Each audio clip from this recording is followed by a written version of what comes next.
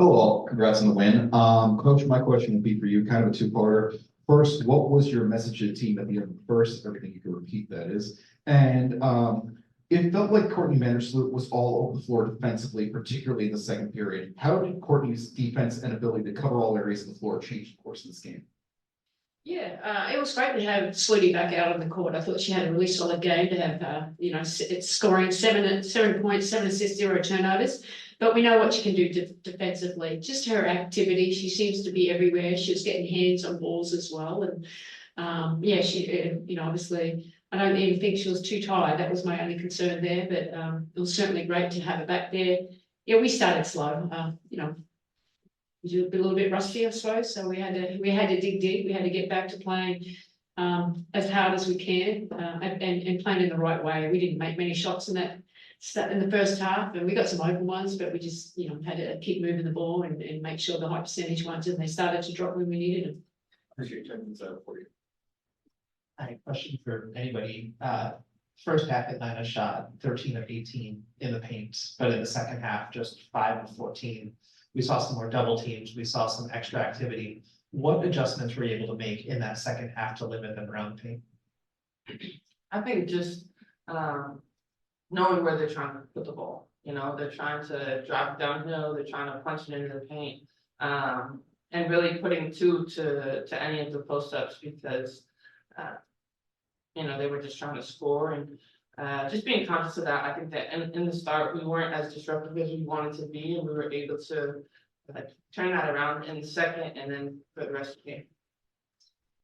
Hi, Stuart. Question for you. Today you competed against Tina Charles. An interesting story there of two New Yorkers that went to UConn and now have played for the Nuclear at one point in respective careers. How important do you think matchups like that are for the younger generation that may see you and see Tina and say, I want to do that in the future? Yeah, I mean, I hope it's really important. I think that Tina is a legend in everything that she's done everywhere, high school, college, WNBA, like USA basketball. So for us to kind of compete against each other, even though, she's obviously like a little bit older than me, hopefully it just continues the pipeline, whether you're a UConn player or not, like wanting to play against someone that you've looked up to, that you followed since you were younger.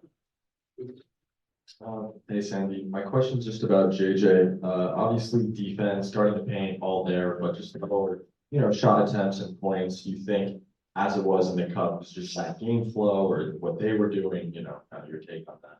Yeah, I thought they were really active in the paint. JJ was feeling a little bit under the weather, so we'll give her a little grace in that regard. But I think she found some energy in that second half, and that helped us. That's what we needed.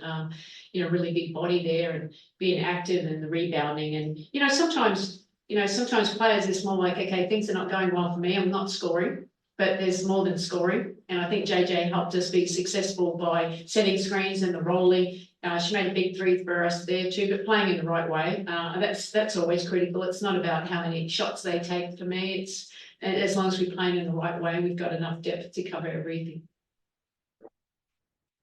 All right, Sandy, towards the end of the first half, you ran the lineup of Slew, Leo, KDB, and Stewie. If I'm not mistaken, I think that's the first time you've ran that combination all season. Just what do you think worked really well about that pairing, and how do you think you can sort of like take that lineup and use it in the future? Yeah, look, I think at that stage we're struggling a little bit, and we were trying so many different rotations out there to get some energy here. We had a 901 right at that stage, so it was a great lineup for us. It allowed us to get some momentum going into that half court. So, every day we don't predetermine how we're going to rotate, but they kind of know when they're coming in, and then we make decisions as on the fly with, what's working best for us against our opponent on that day, and that was a solid lineup for us.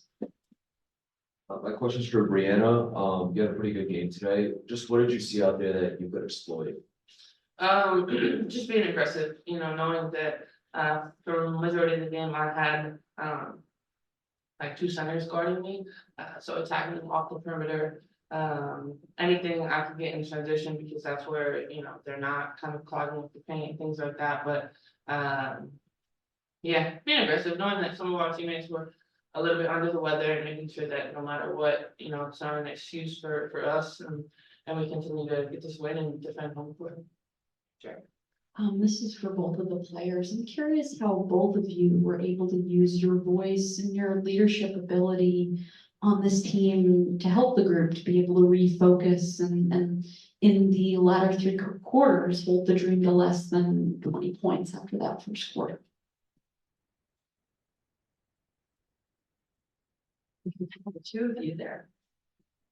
What's his name be? Okay, this is Karis. Karis.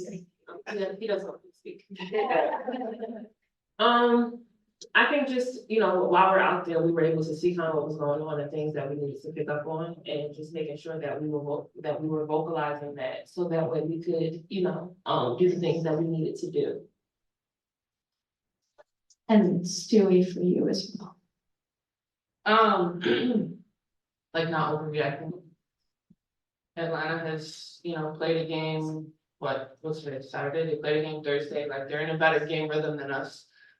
Because, it's nice for us to have those 2 days off, but also you don't play games and getting back into that. So, that first quarter wasn't a surprise. And I think it's just all right, now we have to kind of get ourselves out of this hole. We wanted to cut it to under 10 before halftime. We did that. And then knew the second half would be ready. Hey, this one's for the players. The second quarter seems like it was a little bit of a shift. It led to a 25-4 run going into the third. Taking the lead. What was that shift? What changed on your end to kind of hold it down? I think we were more destructive defensively. It didn't matter who was matched up. Sometimes Sloop ended up on Tina or Cheyenne Parker, and she continued to fight and battle her way out of it. And that led to us getting out of transition offensively. Just kind of getting downhill, and whether it was just a driving kick or finish, I think that was big for us. We were saying the first time we starters back, just what we can about. Yeah, no, it was good to have the whole team back. It makes obviously rotations a little harder, but I thought all the players, it was good to, we've been playing so well, and to add B, and that gave us a lot. That was a luxury to have, to give Sluty, and that was a luxury. We had 25 assists, we had great activity. Yeah, I mean, we got a little bit more depth back on the bench now, and probably Stewie had to play big minutes, but at least some of them weren't as high as they usually are. Hey, Stu, we talked about turnovers before being, when they were an issue, talk about maybe pacing being a big case of that. What did you see today, obviously, with the lower turnover number today? I mean, I think just being smarter. Sometimes, obviously we came off big turnover game against Mini, and being aware of that. I think sometimes we want to make the right pass, and sometimes it's a cross-court pass, and knowing when to just keep it and run through a play or run something like that. Because I feel like most of our turnovers are because we're really trying to get our teammate open, and sometimes we can get them open through a different play where we don't have to start together. Sandy, Leo came off the bench today, 12 points and a couple of really timely steals. Just wondering what you saw from her today that you really liked. Yeah, before I get into that, I have to make one point. You mentioned about Stewie having a pretty good game. I mean, she had a great game today, but it's also, she's the first player ever to get to 5,000 points. I mean, that's pretty amazing, isn't it? Yeah, let's go.